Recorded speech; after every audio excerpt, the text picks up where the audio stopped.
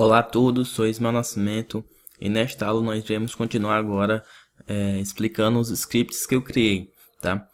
Para a comunidade de todos, para ficar mais fácil, mais dinâmico, em vez de vocês acompanharem eu criar um script do zero e eu ia explicando enquanto estou criando, eu já criei os scripts, tá? E aí eu vou explicar os scripts que eu criei, assim facilita ainda mais, né, a questão do tempo do vídeo e também o entendimento de vocês. Primeira coisa que eu vou pedir para vocês fazerem é o seguinte: na hierarquia, vocês vão criar um objeto vazio, né, entre aqui colchetes, vocês vão nomear de app manager, tá? E aí vocês podem duplicar esse app manager e dentro de colchetes também vocês vão colocar UI manager. Para que é isso, Ismael? Isso aqui são objetos que irão ficar com scripts que eu criei. Por exemplo, app manager, eu criei um script chamado app manager, que vai ficar aqui nele, certo? E em UI manager, eu criei aqui um script chamado UI manager, esse aqui, ó, que eu atrelo a ele. Agora eu vou abrir aqui o script chamado app manager para eu explicar ele para vocês. Enquanto ele está abrindo, né, eu vou aqui falar um pouquinho mais sobre essa questão de como os scripts irão ser integrados um no outro, tá?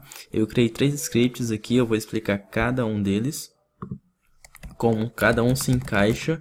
E você que ainda não é muito bom em programação, eu irei deixar alguns links de referências de alguns tópicos, né, voltados à programação no link do vídeo, se você quiser saber mais, porque o foco vai ser de fato, né, terminar, fazer acontecer, né, e não explicar alguns pontos muito específicos da programação em si, tá? Então vamos lá. Primeiro script aqui que eu abri, chamado app manager, né? Ele tem aqui os seguintes atributos, né? Seguintes variáveis. Eu vou fechar aqui esse script. Ele tem aqui o primeiro chamado instance, tá? O instance, ele serve para eu conseguir acessar esse script chamado app manager em outras classes do meu projeto, tá? Então aqui eu tenho um outro atributo chamado de spotcar. O spotcar, no caso, vai ser a referência do meu modelo do carro que estará instanciado, criado no mundo real, né? Na realidade aumentada. Então assim que eu criar, eu pego uma referência dele para ficar sempre atualizando, fazendo alguma modificação se caso for necessário. E aí eu tenho mais 2 atributos muito semelhantes do tipo booleano, que é chamado de lights front on ou lights back on.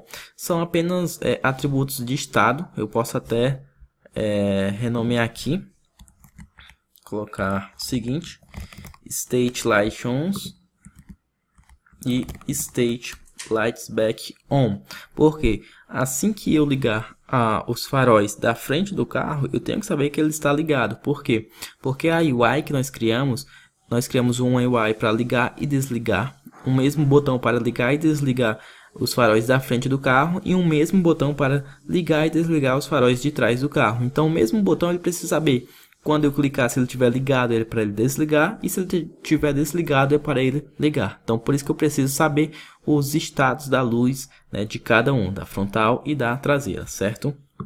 O próximo script que eu estarei explicando para vocês é o script chamado de UI Manager, né? Pelo nome vocês já devem imaginar que é um script onde ele gerencia toda essa questão de interface do nosso aplicativo, enquanto o App Manager ele gerencia todo, né, o nosso aplicativo, e o UI Manager ele gerencia voltado para UI, tá? Então na UI eu fiz o seguinte: eu criei aqui alguns atributos, né, que são atributos voltados para as UIs, os botões que nós criamos lá no nosso canvas.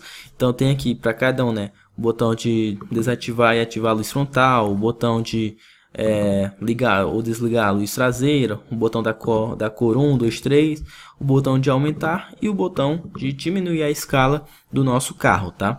E aí eu criei aqui um método chamado void start, que é um método padrão do Mono Behavior aí da Unity, tá?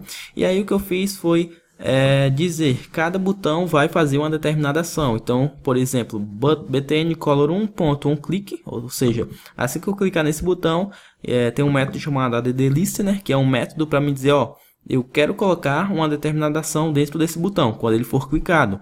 Então, no caso, através de uma expressão lambda, quando vocês verem isso aqui é uma expressão lambda, e aí coloquei aqui, ó, chama aí o método Ubuntu Color Clicked e passa a color 1, tá? Então fiz isso também para um botão 2 e botão 3 sobre cor e igualmente para os demais, né? Quando ele clica aqui no botão de Lights Front, eu chamo aqui um método específico para isso, igualmente para o botão de Lights Back, tá? E de Scale Up e Scale Down também, né? Então, quando ele clica no botão de Scale Up, também chama um método chamado Ubuntu Scale Clicked, dizendo, ó, eu quero, no caso, aumentar. No caso, se for no botão Scale Down, eu quero diminuir, né? Então, vamos aqui para cada método que foi criado, certo? O primeiro método que irei explicar aqui para vocês é o método de Ubuntu Color Clicked, tá? O que é que acontece? Assim que a pessoa clicar no botão, vai ser acionado, né, esse método aqui. Esse método ele chama um outro método, um método chamado Change Color, né, do Spot Car, do carro que está na nossa cena. Então, ele chama Change Color e eu passo a minha cor para ele e aí a cor é mudada, certo? Eu vou explicar mais para frente em uma próxima aula o que cada método faz, né, do Spot Car. Mas o outro método que tem aqui é o Ubuntu Lights Front Clicked, né? Ele pega aqui esse método, ele chama um método do Spot Car chamado Turn Lights Front, ou seja, para ativar ou desativar a luz frontal. A mesma coisa com a luz traseira, chama outro chamado Turn Lights Back, para ativar ou desativar a luz traseira. E por último aqui, né, tem o chamado Ubuntu Scale Clicked, que eu passo dizendo aqui se eu quero aumentar um up ou se eu quero diminuir. Então também chamo um método chamado Change Scale do Spot Car. Nessa aula eu vou ficar por aqui. Na próxima aula eu vou explicar o script justamente do método do Spot Car, que é o script que está no modelo 3D do Spot Car, ok?